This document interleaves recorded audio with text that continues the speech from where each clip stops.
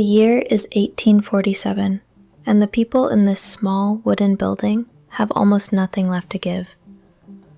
Their nation was torn from its land just 16 years ago.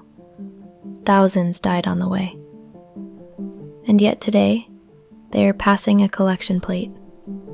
Not for themselves, for strangers, across an ocean, in a country they'll never see.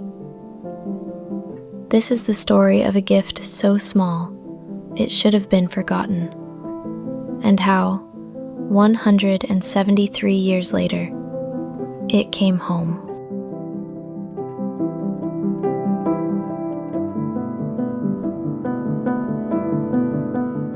To understand what happened in that room, you have to go back 16 years. In 1831, the Choctaw Nation became the first of the great tribes forced from their ancestral homeland under the Indian Removal Act.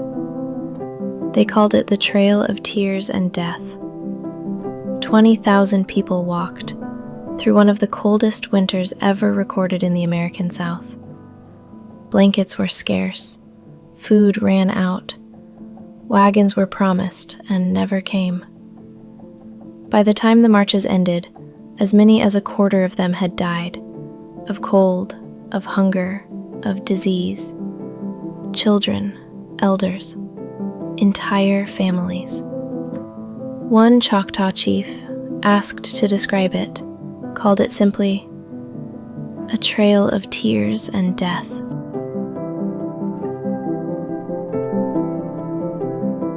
They rebuilt in what is now Oklahoma, from nothing. New farms, new schools, new churches, a nation stitching itself back together with bare hands. 16 winters passed, and then, in the spring of 1847, news arrived from across the Atlantic. Ireland was starving. The potato, the single crop an entire people depended on, had failed, then failed again. What history calls the Great Hunger would kill 1 million people and drive 1 million more onto ships, fleeing a land that could no longer feed them. Newspapers carried the accounts across the world.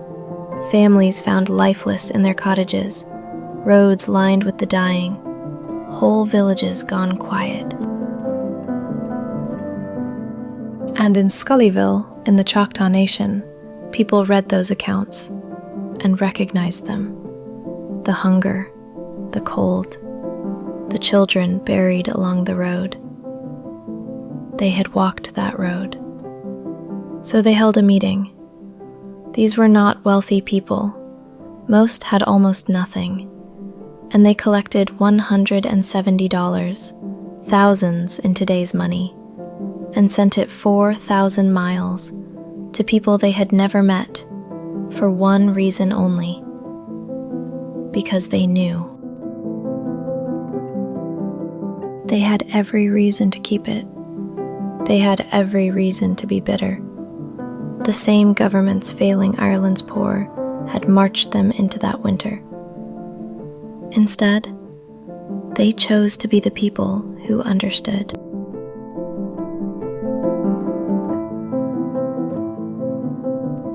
The famine ended, a century passed, and the gift refused to be forgotten, because Ireland never forgot it. In 1990, Choctaw leaders traveled to County Mayo and walked the famine road at Doolough, retracing the steps of the starving. 5 years later, Ireland's president, Mary Robinson, traveled to the Choctaw Nation to say thank you in person. And in a quiet town in County Cork stands one of the most beautiful monuments in Ireland. 9 steel eagle feathers, 6 meters tall, arranged in the shape of an empty bowl. It's called Kindred Spirits. It isn't dedicated to a king or a battle. It's dedicated to a donation of $170. but the story wasn't finished. In the spring of 2020, a virus swept the world, and it hit the Navajo and Hopi nations with terrible force. Families without running water, elders isolated. A relief fund was set up online, and then something strange started happening in the donation feed. Thousands upon thousands of names from Ireland. Donation after donation, each with the same message, written 100 different ways. From Ireland, for the gift in 1847. We remember.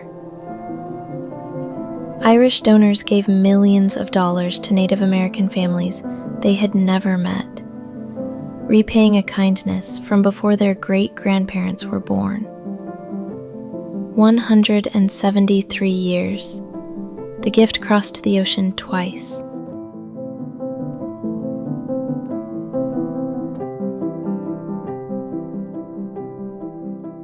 There's a Choctaw word, Iyyikowa.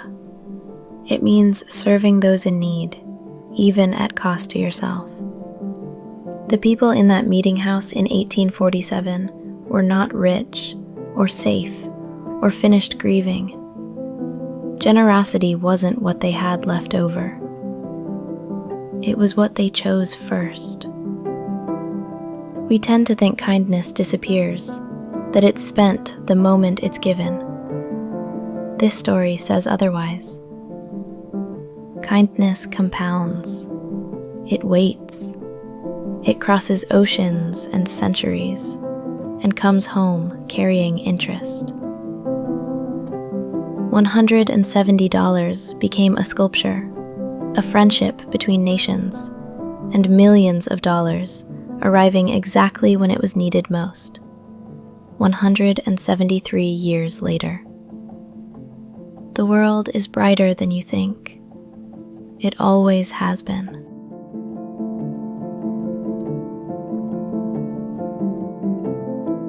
If a story like this is a better way to start your morning than a headline, that's exactly why we built Lumora.